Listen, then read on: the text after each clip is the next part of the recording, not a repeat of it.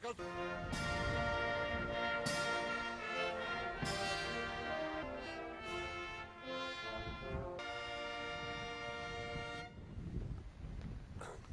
გვანგრევდნენ, გვანადგურებდნენ და როდესაც წერს მიაჩნდა, რომ საბოლოოდ წაგვაქცია, თავაწეული რჩებოდით და ვაგრძელებდით ცხოვრებას და ჩვენი ქვეყნის შენებას.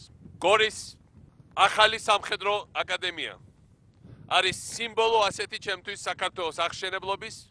რუსეთის იმპერია რეალურად ძალიან მძიმე მდგომარეობაშია.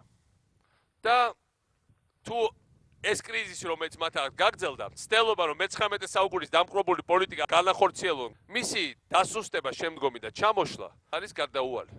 დღეს ძალიან ბევრი ადამიანი სვავს კითხვას, რა უნდა საქართველოს ჯარისკაცებს ავღანეთში. საქართველოს ჯარისკაცები არიან ავღანეთში იმის გამო, რომ ეს აძლიერებს ქართულ საქართველოს შეერაღებულ ძალებს.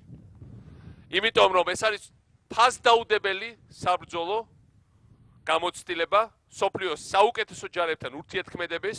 გვინდა გქონდეს ქვეყანა, უნდა გქონდეს ჯარი. გვინდა გქონდეს ჯარი, უნდა ვიყოთ ავღანეთში. ჩვენ გვმართებს სტრატეგიული მოთმინება. ეს გვასწავლა ჩვენმა ისტორიამ. ძალიან დიდი მომზადება. ძალიან დიდი განათლება. ძალიან კარგად მომზადება საერთაშორისო სიტუაციის. ძალიან კარგად აღჭურვა და ნახეთ ვინ წარმოიდგენდა რამდენიმე წლის წინ, რომ ჩვენ გამოუშვებდით ამას. ეს არის ჩვენი ძალა. საბოლოო ჯამში შეგვაქვს ერთი ქვეყანა, ერთი სამშობლო და ერთი სიცოცხლე, რომელსაც წირავთ ჩვენი სამშობლოს მომავლისთვის და კეთილდღეობისთვის.